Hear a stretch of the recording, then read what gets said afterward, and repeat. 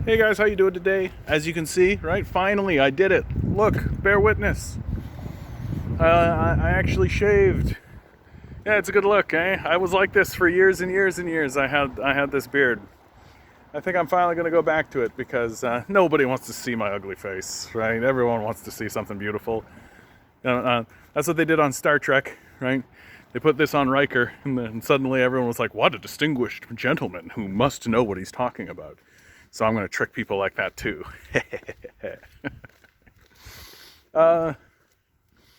Ward Smith made a comment that got my brain racing all today. And I kind of had a grumpy day today, honestly. Like, I was feeling pretty grumpy all through the day. And so I went into the grumpy places with it. But his comment, and I'm not going to quote it exactly, but his comment was along the lines of that the appeal of the conservative message is that it transfers altruism, charity into the hands of the individual instead of large collectives, right? That it, rather than a person being imposed, having something imposed upon them, they are given the freedom of their individual choice. And of course, my grumpy mind goes down a little rabbit hole here, and it's like, boy, is that ever delusional. Boy, is that ever. And honestly, it even connects into some of the fascist rhetoric that the Nazis used, that every single individual was a hero and had within him a hero, right? You weren't just, a rural farmer or something. You were the great savior of your nation, right? Regardless of what evidence or facts or anything actually showed you. The rugged individualism that exists all throughout the prairies, I've gone into that before, but I think it is worth talking about, especially given how the conservatives are attempting to pivot and position themselves as if they actually care about unions, as if they actually care about workers, as if they actually care about LGBTQ rights, as if they actually care about even civil rights, right? As if they care about any of that stuff, even though all of the evidence has shown for the last 40 years that they could give two fucks about any of that. What they care about is money for themselves, right? That's why, like, the line that's been really banging around in my head recently is this line of, it's weird how the conservatives refuse to live in balance with the environment and with nature and with even their own societies. But when it comes times to bounce those books better be balanced, like the government's a business, which it isn't, explicitly. And there's a lot of dumb stuff to talk about in the Conservative Party, but I do think that the idea of rugged individualism is probably the most dangerous, because what it does is it removes the responsibility of what's happening, like on issues of like climate change, for example. The top 10% of the society, and they're mainly industries, the top 10% of earners, the rich, are the ones that are responsible for 60 to 70% of emissions, okay?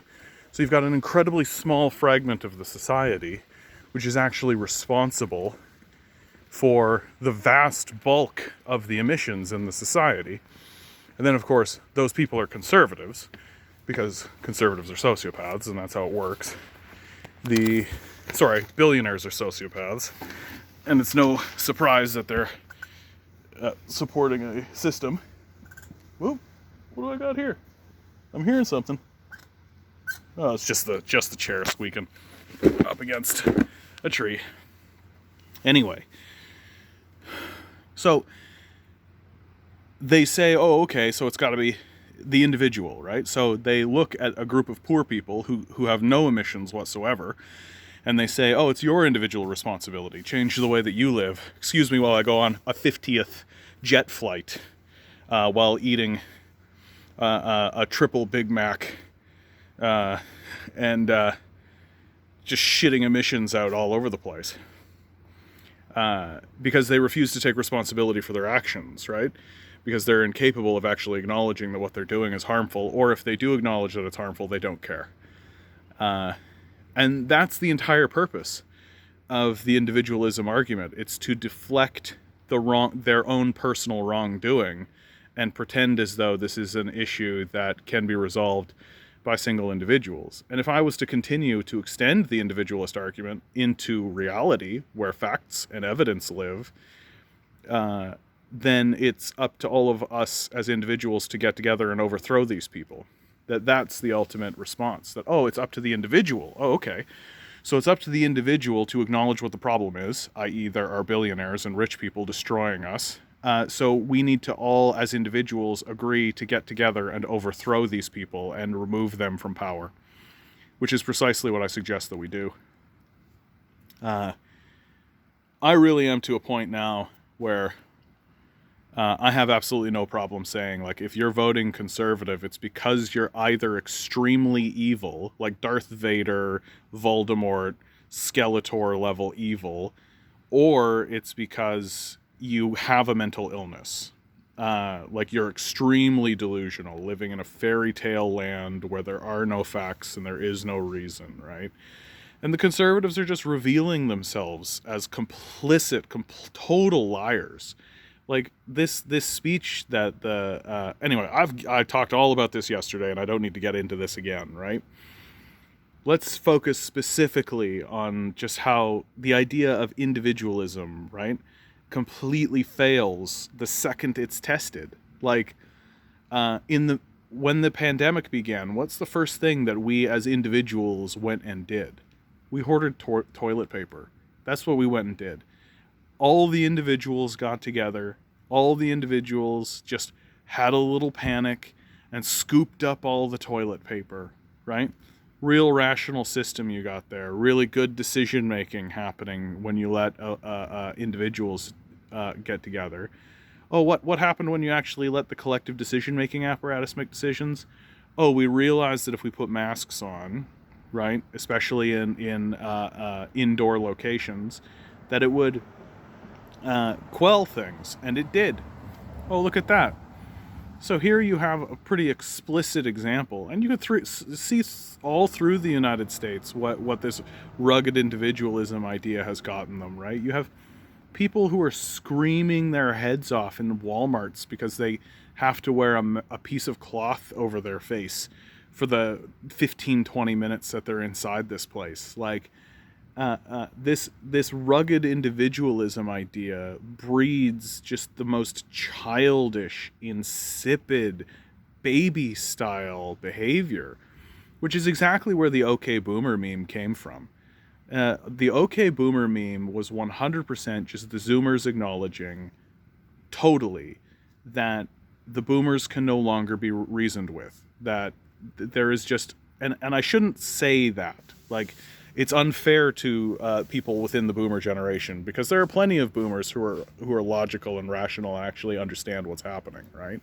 There are plenty of them, but it is an acknowledgement by this younger generation that there is this type of person that is suffering from a mental illness, that something has gone wrong in their brain where they can't actually see or acknowledge reality or facts that are in front of them.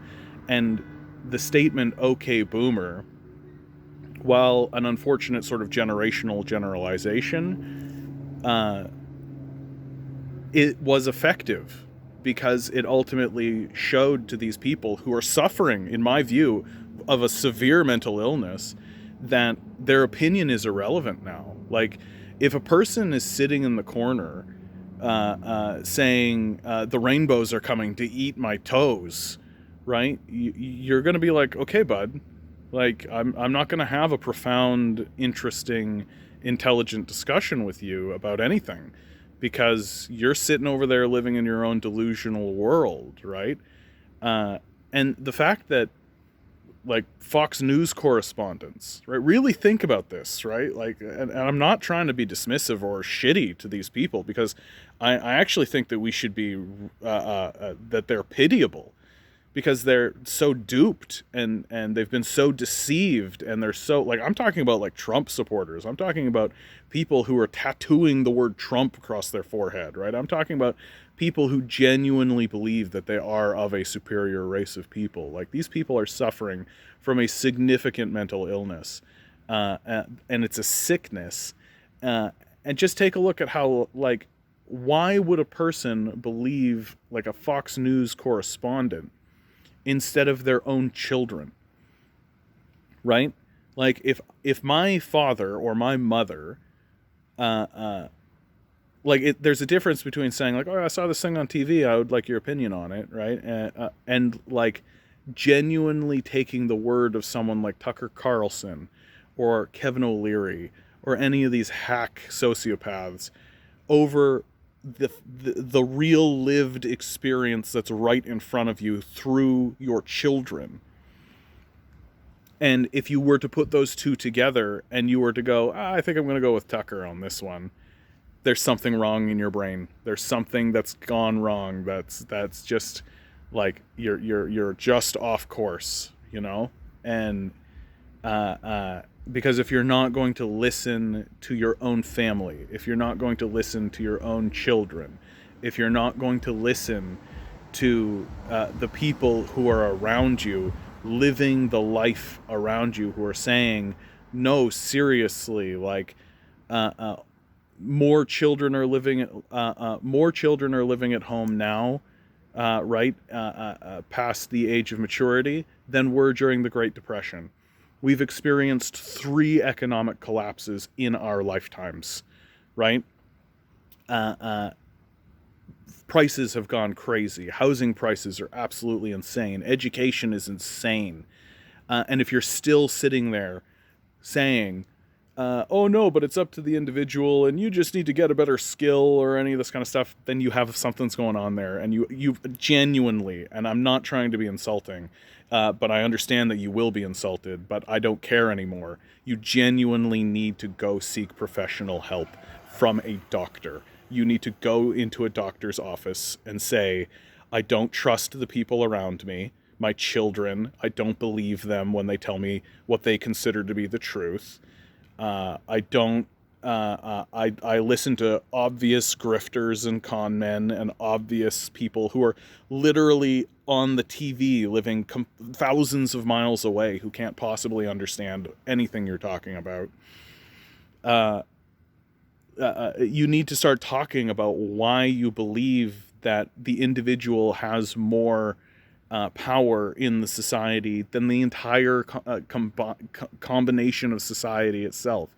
You need to start talking about why do you think an individual has more power than the entire forces of the universe. You need to start having these serious, profound, genuine questions, because like my generation is facing, and the generations that are coming are facing, the largest existential threat that humanity has ever seen. And it seems like there's a group of people who just completely don't believe that it's real and are just completely living in this sort of fantasy world that I can only describe as a mental illness at this point. It's literally as though I'm watching Nazi boats, like boats that have the swastikas, and they're coming over. They've sent messages. The boats are screaming, we are here to destroy you. We are here to destroy you. We're seeing the boats with our eyes. We have telescopes. We can see them. We've captured Nazi spies, and they're telling us that the Nazis are coming to destroy us. And I'm screaming at the top of my lungs, we need to do something about this. We need to prepare. These guys are coming and they're going to go to war with us. And there's this group of people who are the second largest political group in our country going, it's not a problem. Nah, don't worry about it. If that was the case, then we would lock those people up as traitors. We'd be like, oh, so you're working with the Nazis. Okay, you're in jail now. So here come the Nazis. Let's organize and fight, right? And everybody who had a brain and wasn't suffering from a mental illness would go, abso-fucking-lutely. Abso-fucking-lutely, let's go. But it seems as though because the issue is it's us that's doing it, right? We're the problem, right? Like the capitalist structure that we live under is the problem that is generating an existential threat that has the absolute power to wipe us out.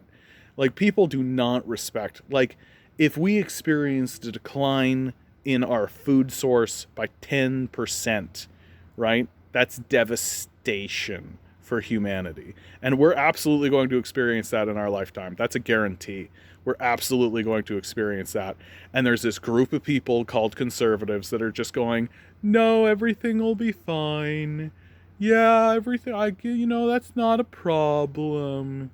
You have a significant and serious mental illness that you need to seek professional help for as soon as possible. I am really encouraging all of the people who are watching this right now to share this around to your conservative friends, because if you're not willing to say it, I'm willing to say it. If you're standing there denying reality, denying the facts in front of you, denying what's going on, while simultaneously propping up con men who are actively robbing you, you have a mental illness. Seek professional help. Bye.